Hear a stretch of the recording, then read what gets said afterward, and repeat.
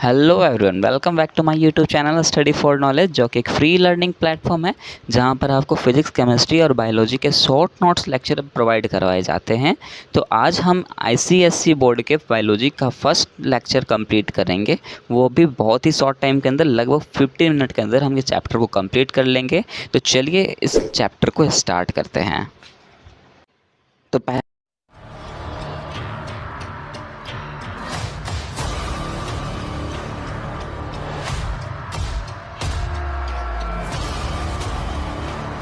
Chapter का नाम क्या है? Cell, the structure and functional unit of the life. तो हमें इस चैप्टर में पढ़ना क्या है? सेल के बारे में पढ़ना है, उसका स्ट्रक्चर के बारे में देखना है, और सेल को हम functional unit of the life क्यों कहते हैं वो देखना है। तो हम सबसे पहले स्ट्रक्चर की बात करें तो स्ट्रक्चर जो होता है, आपके बुक में लिखा हुआ है कि सेल का स्ट्रक्चर जो होता है वो बाइकॉन्केव शेप का होता है। Functional unit of the life क्यों कहते हैं? क्योंकि बिना सेल के लाइफ एग्जिस्ट ही नहीं कर सकती। हम सबको पता है हम एक ऑर्गेनिज्म है, और हमें ये भी पता होगा कि हम किससे मिलकर के बने हैं? सेल से मिलकर के बने हैं। जब बहुत सारे डिफरेंट टाइप के सेल्स मिलते हैं तो एक टिश्यू बनता है, और टिश्यूज मिलकर बहुत सारे टिश्यू जब मिलते हैं तो ऑर्गन बनता है, और बहुत सारे ऑर्गन मिलकर एक ऑर्गन सिस्टम को बनाते हैं, और तब जा करके हम एक ऑर्गेनिज्म बनता है। ऑर्गन क्या है सबको पता है ना, जैसे लंग्स हो गए, अपने किडनीज हो गए, ये ऑर्गन्स होते हैं। जब बहुत सारे मिलते हैं तो एक सिस्टम बनता है, जैसे डाइजेस्टिव सिस्टम हो गया, सर्कुलेटरी सिस्टम हो गया। ये सब मैंने पिछले लेक्चर में बताया हुआ है। अगर आपने मेरा लेक्चर नहीं देखा है तो आप लेक्चर जा करके देख लेना। तो इस तरह से एक ऑर्गेनिज्म बनता है, राइट। तो ये तो बस एक डेमो था। तो जैसे ही आप इस चैप्टर पे आओगे, सबसे पहले आपको बताया है कि larger an organism greater number of cell on their body. कहने का मतलब ये है कि किसी भी ऑर्गेनिज्म का साइज़ अगर ज़्यादा होगा तो उसके जो सेल नंबर ऑफ सेल्स होंगे वो भी ज़्यादा होंगे। मैंने यहाँ एग्जांपल लिया है एलिफेंट का। अगर आप एलिफेंट का साइज़ देखो तो कितना होता है? बड़ा होता है, हमारे से भी ज़्यादा और बड़ा होता है। तो हम बोल सकते हैं कि उसके जो नंबर ऑफ सेल्स होंगे वो हमारे से ज़्यादा होंगे। दूसरा पॉइंट लिखा है स्मॉलेस्ट सेल। स्मॉलेस्ट सेल हम कहते हैं किसको? आरबीसीज को कहते हैं, बैक्टीरिया को कहते हैं, एक्सेट्रा। थर्ड पॉइंट उसने लिखा है लॉन्गेस्ट सेल। लॉन्गेस्ट सेल हम किसको कहते हैं? लॉन्गेस्ट सेल जो होता है उसको वो होता है नर्व सेल का। और चौथा लिखा है उसने लार्जेस्ट सेल। लार्जेस्ट सेल बताया है, लार्जेस्ट सेल हम कहते हैं ऑस्ट्रिच एग को। अब बोलोगे सर ये क्या है? ये तो एग है। एग है तो इसका मतलब ये सेल कैसे हुआ? ये तो एक ऑर्गेनिज्म होगा। ऑर्गेनिज्म होता अगर ये एग जो है, एग से वो क्या होता है? एग में डेवलपमेंट होता है, और उससे अगर बेबी निकलती है तो हम उसको फिर सेल नहीं बोलेंगे। पर अगर डेवलपमेंट होने से पहले ऐसे ऑस्ट्रिच ने एग दी है तो उस एग को अपन कहते हैं longest egg, longest cell. Okay. और उसके बाद हम बात करते हैं, यहाँ हमने क्या देखा? आरबीसी देखा। आरबीसी जो होता है, जो रेड ब्लड सेल होती है, वो कैसा होता है? इसका शेप होता है सर्कुलर और बाइकॉन्केव। ये भी आपको बुक में दिख जाएगा।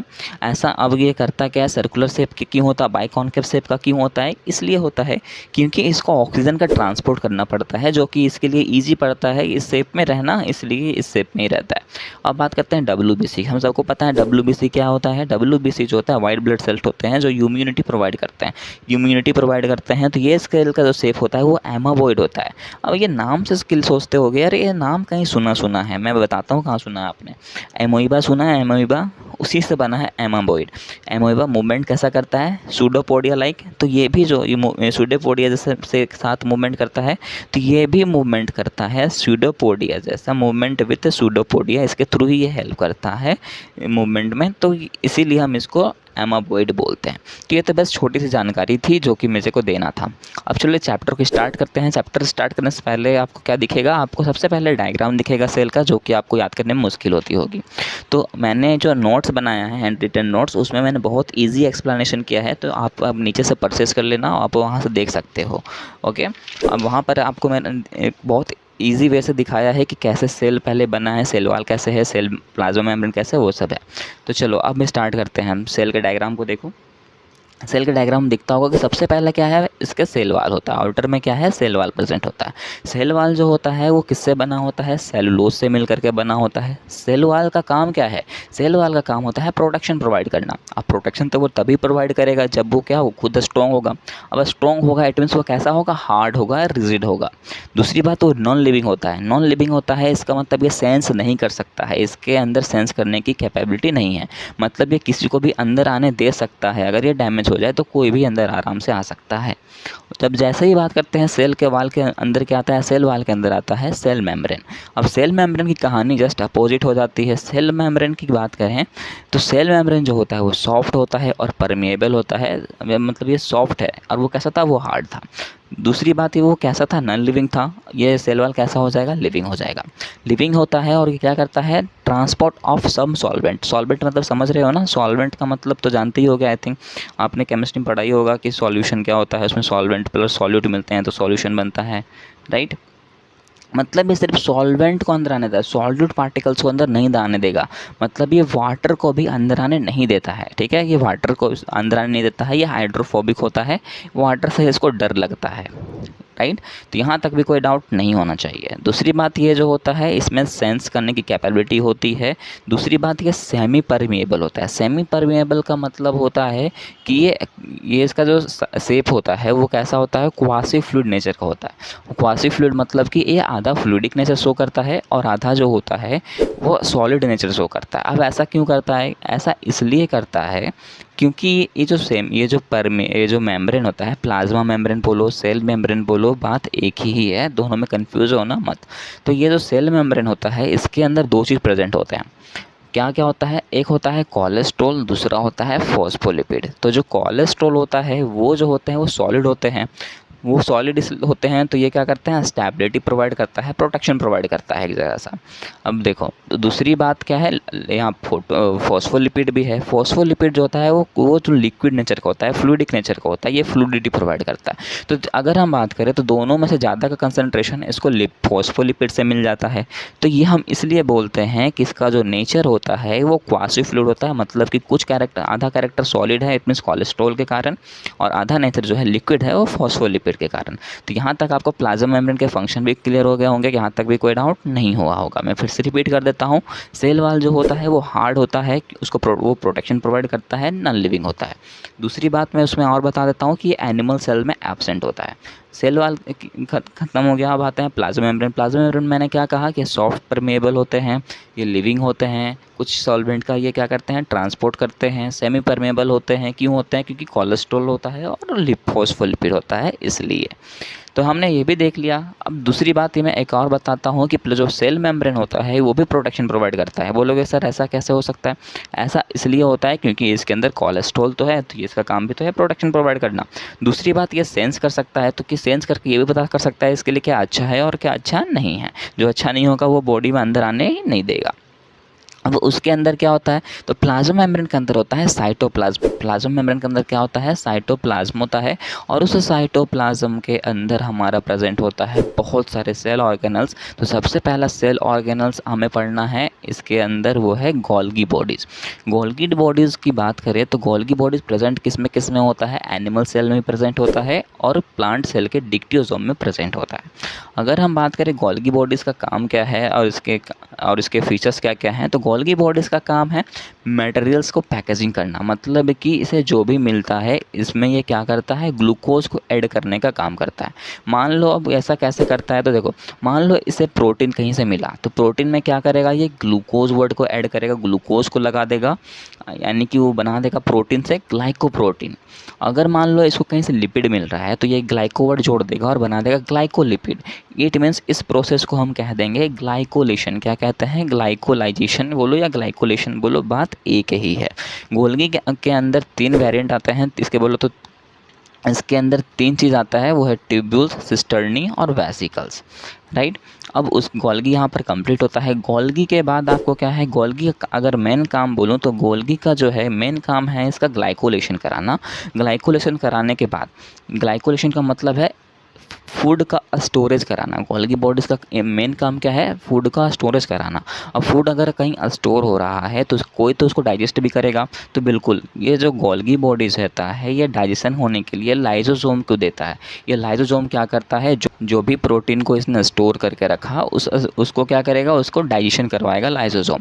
अब लाइसोसोम ऐसा डाइजेशन करता क्यों है, इसलिए करता है क्योंकि इसके अंदर हाइड्रोलिटिक एंजाइम प्रेजेंट होता है जो कि इसको डाइजेशन कराने में हेल्प करता है। अब ये डाइजेशन हो गया तो वेस्ट प्रोडक्ट बनेगा। वेस्ट प्रोडक्ट निकलेगा किसके थ्रू, वैक्यूल के थ्रू। वैक्यूल जो होता है अगर मैं कहूँ तो उससे जो भी वेस्ट मटेरियल को निकलना होता है उस वैक्यूल के थ्रू ही रिलीज़ होता है। दूसरी बात, ये प्लांट का 90% एरिया, प्लांट सेल का 90% एरिया ये जो है वैक्यूल ही कवर करके रखा है। इट मीन समझ सकते हो उसका साइज़ कुछ ज़्यादा ही बड़ा होगा। इतना तो क्लियर हो गया आपको, वेरी गुड। तो यहाँ गोल्गी बॉडीज़ क्लियर हो गया। गोल्गी बॉडीज़ के बाद हमें पढ़ना है एंडोप्लाज्मिक रेटिकुलम। देखो ये एंडोप्लाज्मिक का मतलब ही क्या होता है, एंडो का मतलब होता है अंदर, प्लाज्मिक का मतलब प्लाज्मा। तो प्लाज्मा मेम्ब्रेन के अंदर हमने क्या कहा, साइटोप्लाज्म। इसका मतलब ही समझ में आ रहा है कि हम अभी पढ़ रहे हैं एंडोप्लाज्मिक का मतलब है कि साइटोप्लाज्म के अंदर, और रेटिकुलम का मतलब होता है नेटवर्क। तो हम अगर पूरा मिलाएं तो सेंटेंस बनता है प्लाज्मा मेम्ब्रेन के अंदर एक नेटवर्क लाइक स्ट्रक्चर होता है जिसको हम कहते हैं एंडोप्लाज्मिक रेटिकुलम, और उसके अंदर दो चीज़ आते हैं, रफ एंडोप्लाज्मिक रेटिकुलम और स्मूथ एंडोप्लाज्मिक रेटिकुलम। और रफ एंडोप्लाज्मिक रेटिकुलम में क्या कहता है कि इसके अंदर राइबोसोम प्रेजेंट होगा, और स्मूथ एंडोप्लाज्मिक रेटिकुलम कहता है कि इसके अंदर राइबोसोम प्रेजेंट नहीं होगा। तो इसके लिए ट्रिक बना लो, आर से रफ होता है, आर से राइबोसोम भी होता है। तो रफ है तो मतलब राइबोसोम होगा, स्मूथ है तो यहाँ लिपिड होगा। क्लियर है। तो यहाँ पर आपका एंडोप्लाज्मिक रेटिकुलम भी क्लियर हो जाना चाहिए। दूसरी बात है प्लास्ट। अब उसके बाद क्या पढ़ना है हमें, उसके बाद हमें पढ़ना है माइटोकॉन्ड्रिया। माइटोकॉन्ड्रिया को सभी जानते हैं, ये power house of the cell है, यही इसकी का काम है एनर्जी को प्रोवाइड करना। कैसे प्रोवाइड करता है ये अपने 11th में पढ़ना है, अभी के चैप्टर में आपको नहीं दिया गया है, पर इतना तो आपको पता होना चाहिए कि माइटोकॉन्ड्रिया को हम एटीपी मिल भी कहते हैं, power house of the cell भी कहते हैं, पावर जनरेटर भी कहते हैं, मतलब कुछ भी कह लो, अगर पावर से कोई वर्ड आएगा तो ये माइटोकॉन्ड्रिया में ही जाएगा। दूसरी बात, माइटोकॉन्ड्रिया जो होता है कि डबल मेम्ब्रेन होता है, मतलब इसके अंदर दो मेम्ब्रेन होते हैं, एक आउटर मेम्ब्रेन और एक इनर मेम्ब्रेन। आउटर मेम्ब्रेन जो होता है मोर परमिएबल होता है, इनर मेम्ब्रेन जो होता है वो थोड़ा लेस परमिएबल होता है। क्लियर है, ये माइटोकॉन्ड्रिया भी आपको यहाँ क्लियर हो गया। माइटोकॉन्ड्रिया के बाद आपको पढ़ना है प्लास्टिड। प्लास्टिड जो होता है इसके मतलब प्लास्टिड जो होता है वो दो चीज़ में प्रेजेंट होता है, यूग्लिना में और दूसरा प्लांट में। तो ये प्लास्टिड जो होता है इसका काम है पिगमेंट को एराइज करना, पिगमेंट्स ये बनाने का काम करता है। तो पिगमेंट अब बनेगा कैसे, सो देखो इसके अंदर तीन चीज़ आते हैं, एक होता है ल्यूकोप्लास्ट, एक क्लोरोमोप्लास्ट, एक क्लोरोप्लास्ट। ल्यूकोप्लास्ट का अंदर कोई भी कलर नहीं आता, ये कलरलेस होता है, इसके अंदर कोई भी पिगमेंट नहीं बनता। पिगमेंट नहीं बनता, इसका काम क्या है, इसका काम है स्टार्च को स्टोर करके रखना। हम सबको पता है स्टार्च सबसे ज़्यादा किस में होता है, पोटैटो में होता है, राइट। दूसरी बात है क्रोमोप्लास्ट। क्रोमोप्लास्ट के अंदर आते हैं रोइक पिगमेंट। रोइक का मतलब है आर से रेड, ओ से ऑरेंज, वाई से येलो। यही तीन पिगमेंट इस क्रोमोप्लास्ट के अंदर आपको देखने को मिलते हैं, राइट। तीसरा है क्लोरोप्लास्ट। क्लोरोप्लास्ट का हम सबको जानते होंगे, क्लोरोप्लास्ट कहाँ प्रेजेंट होता है, ये लीफ में प्रेजेंट होता है। इट मीन्स ये ग्रीन कलर का पिगमेंट होता है। ये कहाँ प्रेजेंट होता है, लीफ में प्रेजेंट होता है। हम सबको पता है कि लीफ के अंदर स्टोमाटा होता है, और ये लीफ के अंदर जब अगर स्टोमाटा है तो उसका स्ट्रक्चर आपको मैं दिखा देता हूँ। ये देखो इसका स्ट्रक्चर आपको दिख गया होगा, और मैंने नोट्स में भी बनाया है, तो आप एक बार नोट्स ज़रूर देखना, क्योंकि मैंने बहुत ही ब्रीफली उसमें बनाया है। तो आपको उसको जो डायग्राम है वो देख के ही आपको समझ में आ जाएगा, और मैं जो कह रहा हूँ, जो सीक्वेंस में कह रहा हूँ, वही सीक्वेंस में आपको नोट्स भी मिल जाएगा। तो आप एक बार हैंड रिटन नोट्स मेरा देख लेना, ओके। तो जब आप स्टोमाटा का स्ट्रक्चर देखोगे तो सबसे पहले आपको वहाँ आउटर जो साइज़ है वो कहाँ दिखेगा आपको, ईपीडर्मल सेल। उसका नाम क्या दिखेगा, ईपीडर्मल सेल। ईपी का मतलब भी होता है बाहर, तो बाहर का सेल को हम कहते हैं ईपीडर्मल सेल। उसके अंदर आओगे तो उसके अंदर का जो सेल होता है उसको कहते हैं सब्सिडरी सेल। देखो इसका ट्रिक भी मैं बता देता हूँ। ईपी का मतलब तो मैंने बता दिया बाहर, वो तो आपको याद रह जाएगा। सब्सिडरी सेल से याद आना चाहिए। देखो जो अंदर, देखो सिंपल सी बात है, अगर कोई आपको डराता है तो आप कहाँ बैठोगे, घर के अंदर ही बैठोगे।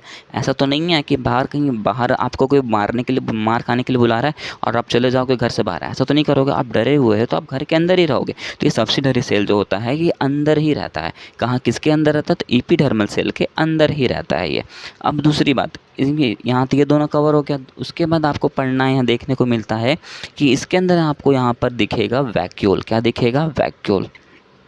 वैक्यूल को मैंने बताया था ना कि ये कितना परसेंट एरिया लेता है सेल का, 90% एरिया सेल का ले चुका रहता है। तो 90% देख ही रहे हो कितना बड़ा दिख रहा है। सबसे बड़ा सेल आपको वैक्यूल ही दिखता होगा आई थिंक इसके अंदर, राइट। चलो ये भी क्लियर हो गया। अब उसके ऊपर देखो आप, उसके अंदर से ये थिक वाल दिख रहा होगा, एक इनर में थिक वाल दिख रहा है, तो उसका नाम ही रख दिया गया है इनर थिक वाल, जो किसको कहते हैं, गार्ड सेल भी बोलते हैं। और इस गार्ड सेल को स्ट्रोमल सेल भी बोलते हैं। गार्ड सेल इसलिए कहते हैं क्योंकि ये जो होता है इसके अंदर जो होते हैं स्ट्रोमल फ्लूइड प्रेजेंट होते हैं। उस स्ट्रोमल फ्लूइड को ये प्रोटेक्शन प्रोवाइड करता है गार्ड सेल, इसलिए इसका नाम है गार्ड सेल। देखो बायोलॉजी में ऐसा कुछ भी नहीं है जो आप याद नहीं कर सकते हो, बस उसको याद करने का तरीका आना चाहिए, राइट। अब देखो इसी से हम न्यूक्लियस को कनेक्ट करेंगे। आपको यहाँ दिख रहा होगा सब्सिडरी सेल्स हम मैंने बताया था, उसके अंदर देखो ये जो बीच का अंदर में न्यूक्लियस दिख ही रहा होगा। तो अब आ जाओ सेल के न्यूक्लियस पर। अभी तक हमने क्या सीक्वेंस पढ़ा, सीक्वेंस को मैं फिर से रिकैप करवा देता हूँ। सबसे पहले हमने देखा सेल वॉल, उसके अंदर प्लाज्मा मेम्ब्रेन, उसके अंदर हमने साइटोप्लाज्म देखा, उसके अंदर हमने सबसे पहले गोल्गी बॉडीज़ को कवर किया, उसके बाद कहाँ आ गए, गोल्गी बॉडीज़ को कवर करते करते हमने एंडोप्लाज्मिक रेटिकुलम को कवर किया, फिर माइटोकॉन्ड्रिया को कवर किया, फिर प्लास्टिड को कवर किया। अब प्लास्टिड को कवर करके हम उसी में से हम न्यूक्लियस का स्ट्रक्चर देखने जा रहे हैं।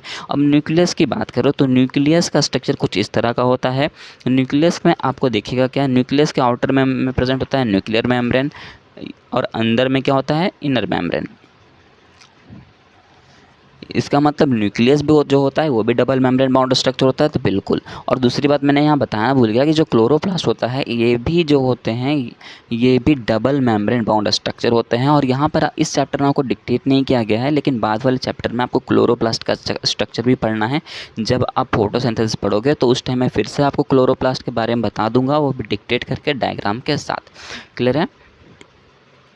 अब उसके बाद हमें कहाँ पढ़ रहे थे, हम न्यूक्लियस पे पढ़ रहे थे। तो न्यूक्लियस का स्ट्रक्चर मैं दिखा रहा था आपको। न्यूक्लियस का स्ट्रक्चर कुछ इस तरह का दिखता है, आउटर मेम्ब्रेन इनर मेम्ब्रेन होते हैं।